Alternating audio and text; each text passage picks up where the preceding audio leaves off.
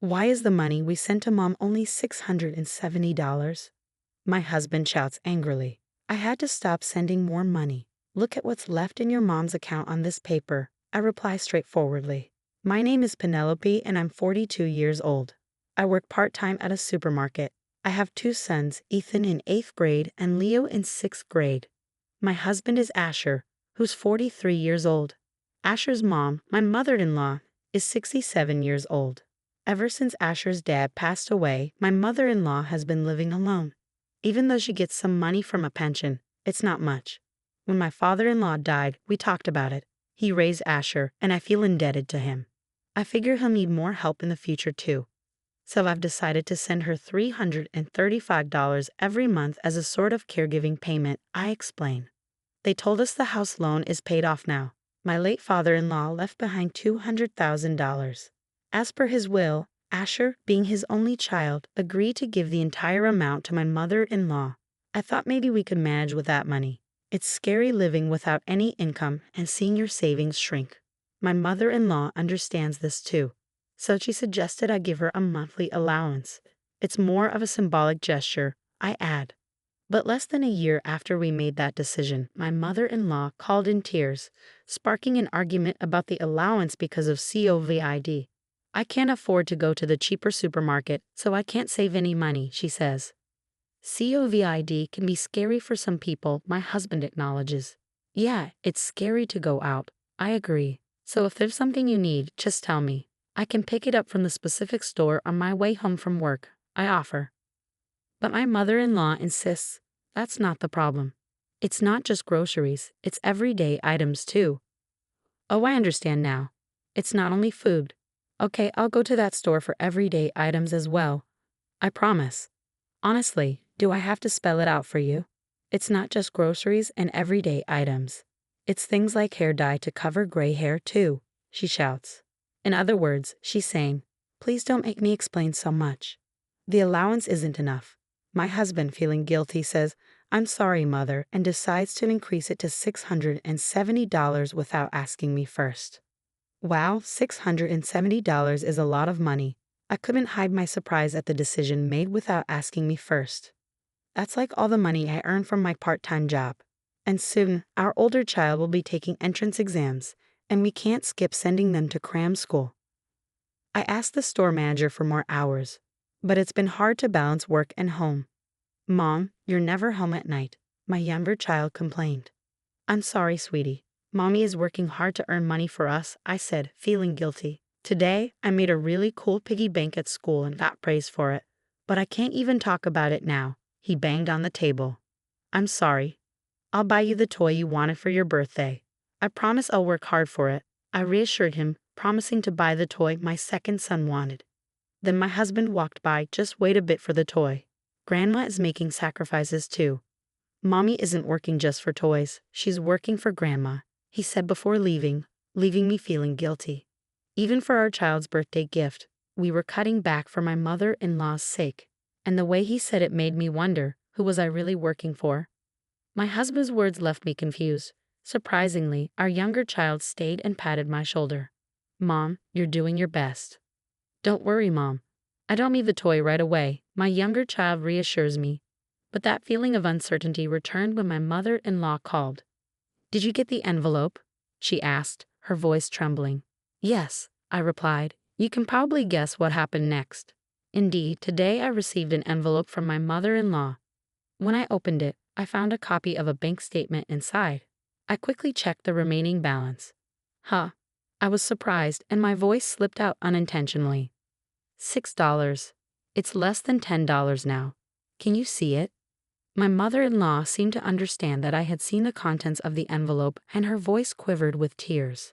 And now, with prices going up, I can't even afford to pay the electricity and gas bills, she sobbed. But I tried to keep talking while looking at the statement. That's enough. All you do is tell me what to do and what not to do, going on about useless things and procrastinating. Last time, you talked about running errands for household items and groceries, but those were useless solutions. That's why I called it this hour. Asher, are you there? Take over for me. My husband had already come close during the phone conversation, and he said, Mom, let me take over, as he took the receiver from me. Yeah, Asher responded. Then he exclaimed, "Oh no," letting her use up the entire inheritance, letting the balance drop below $10. "I'm sorry, I think this is definitely a misfortune for my humble parents." Yeah, I understand. So starting from next month, if I send $2,000 each month, will that be okay? He blurted out suddenly. What? $2,000? How could the allowance be that much? I stood there in shock as I listened. After he hung up the phone, Asher shouted angrily, "Why is the allowance for Mom only $670? I told you it should be at least $670. I thought you had increased it." "But you see, inside that envelope," I tried to explain, but he interrupted me and continued, "I told you I owe her for raising me. In the future, she'll probably need more help. If you think of it as caregiving expenses, why is my mother in such a heartbreaking situation?" His voice grew louder as he expressed his frustration. I was already stretched to my limit. Even the $335 allowance was tough to manage. I thought increasing it to $670 was an achievement. I worked more hours at my part-time job to cope. I even learned to cook more affordable meals. I managed the household expenses with all those efforts, but it wasn't enough, and there were sacrifices. "I did it for my children, just like I do everything else," she scolded me abruptly, deciding on a $2,000 allowance without consulting me and without even considering how our allowances were being used according to my mother-in-law's bank statement. "Above all, I'm working for the sake of my sons, not for my mother-in-law." "That's enough," I said in a cold voice. I realize that when a person gets too angry, their voice becomes quiet. "What do you mean? It's fine. Are you getting defensive now?" My husband mocked me. I was no longer willing to yield to his words. After seeing a copy of that statement, I absolutely couldn't accept such a ridiculous proposal as a $2,000 allowance. I've had enough of a son who blindly believes and supports a money-seeking mother and grandmother. People who can't prioritize our family don't belong here. Get out. If you want to support your mother so badly, then go live with her. You can happily go to hell together. I firmly pushed my husband out the front door, then I walked him out. I shoved the envelope in his face. "I'll send your belongings back and you'll cover the shipping. Take a close look at the contents of your mother's bank statement, huh?" my husband asked, but I just closed the door with a laugh. Bang. "What's going on, Mom?" Hearing the commotion, our two children came downstairs. "Well, you two, your father said he wants to spend more money on you, and he asked Grandma to spend more too." I couldn't stand it any longer, so I explained to the children. "I see. If you decided this, Mom, it must be for the best for this house," my older child said. "I'll follow your lead," they added. "Well, that toy, I'll wait for it until I'm an adult, no matter how many years it takes," my younger son said, trying to cheer me up. "Thank you, my sons." 1 week later, my husband called out to me, "Help me." I responded coldly, "What about?" "Could you at least listen to my story?" he pleaded. "I know what you meant when you said to look at the statement. I can't believe after all this time that I know what that means," he stammered, but he kept talking, clinging to his speech. I had to hold back my laughter on the phone. "I can't believe that you would blindly trust your mother and then suggest such an outrageous proposal. I can't believe you're calling me now, wanting to get back together. You really have no idea how clueless you are, huh? That's just who you are. You question everything without realizing your own indecisiveness. You casually involve others and act surprised when it's pointed out," I said. "Well, I suppose it wouldn't hurt to have one final conversation. I want to say those last words in person. It's important for the children and closure matters." I agreed to meet my husband in our house. "Oh, and make sure to bring all of your mother's credit card statements, okay?" I instructed. My husband and mother-in-law arrived, their lives undoubtedly in disarray. I thought this meeting would be a complete disaster. "If you had just calmed down and looked at the statement, you would have figured it out." My husband insulted me outright. "You ended up believing your mother, didn't you?" I responded calmly. "So, can you show me the statement?" My husband placed the statement on the table with trembling hands, and as I looked at it, I asked, "What did you discover?" "And then my mom, she used the money I sent her for electricity, gas, food.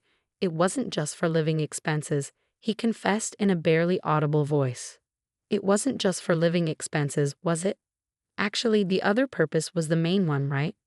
Please say it with your own mouth, I urged. She was a member of an escort club. I'll let my husband tell you himself, his withered confession accompanied by my mother-in-law's trembling lips. I was absolutely delighted, and I couldn't help but laugh. That's right. Your mother, whom you believe more than me, was a woman who spent money on male escorts while lying about not being able to pay the increased electricity and gas bills and came begging to her own son. I exclaimed with glee. The statement showed transactions at an escort club named Romeo, followed by expenses at high-end restaurants and bars. She was spending over $40,000 a month. After a good laugh, I took a sip of cold water to calm down, then continued speaking. Even at nearly 70 years old, how could she pick up a young, handsome guy at an escort club and take him to all those fancy places? I don't understand how she ended up in such a situation, begging for money at her own son's house. I'm really curious if she ended up addicted or something like that, I remarked, poking at her wounded pride. Unexpectedly, my mother-in-law spoke up, saying, "He told me he feels love for the princess who gives him an allowance. He even gives me presents." This made me spit out the water I had been drinking in surprise. I couldn't help but giggle and laugh. Referring to a 67-year-old as a princess is quite something, isn't it? Well, some people fall for words easily, like my mother-in-law becoming like a man's personal ATM. So they'll keep saying those words, won't they? I took another sip of water. If you're giving an escort guy an allowance, you must be withdrawing a considerable amount, right? It wasn't my mother-in-law who visibly shuddered, huh? The one who reacted was actually my husband. I placed a piece of paper on the table. It was fun meeting you today. I love you. Please request me again. Read the business card with a handwritten message. Huh? My husband stared at the business card on the table. I didn't expect to be kicked out of the house all of a sudden. I didn't even tidy up my own room, did I? He stammered. I found your stuff while I was cleaning up your things. Even the strange money deductions. It all makes sense now. Yes, that's right. So it's not just my fault, my mother-in-law shouted hoarsely. There was a glass of lemonade in front of her, but she hadn't touched it at all. It might be expected, since she had been continuously blamed. However, as the target of blame shifted, she attempted an unexpected turnaround. My husband's voice trembled as he reacted to this blow. But because I've been laughed at this much, am I the only one being ridiculous? Isn't that so unfair? My husband retorted. Huh? No, just wait a minute. You're making me spend this much money, and now you're saying this? That's my line. Asking for money because your allowance isn't enough. I can't believe you're into escort girls too. Like parent, like child, must be an annoying way to spend money. It's over now, isn't it? Both of you are done. At my words, both my husband and mother-in-law had no words left. Hey kids, come down here for a sec. I called up to the second floor. The two kids came down. I need to talk to you about something serious. Mom and I have decided it's best if we split up because Dad and Grandma have been using a lot of money selfishly. I explained honestly. Dad has been giving money to another woman, and Grandma has been spending a lot on a younger man. They're asking for even more. My husband tried to stop me from saying it in front of the kids, but I felt they needed to know the truth. The older child spoke up, agreeing that Dad shouldn't hide things. They pointed out how Dad said there wasn't enough money for toys while spending it on other people. The younger one added that their older sibling probably needed money for tutoring. That's right. I want to save money for your future, not spend it on strangers, I said firmly. Hearing this, the older child said, then it's goodbye from us too. The younger one agreed, saying they could manage without toys. They both thought it was wrong for Dad to spend money on someone else instead of us. In the end, it was clear that I had to cut ties with both my husband and my mother-in-law. Because of my divorce from my husband and mother-in-law's extravagant spending, I received a significant amount of alimony. Sadly, they continued their reckless habits, and I could see the consequences coming. Eventually, they hit rock bottom, accumulating debts so severe that they had to give up their house.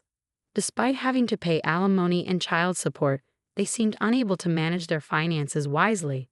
I refused to give them any leeway. They need to fulfill their obligations entirely. I've taken up part-time work to support us. Although we can't afford many luxuries, the three of us are making ends meet decently. It's not extravagant, but I'm determined to do everything I can for my children. My hope is to continue living peacefully with the three of us in the future.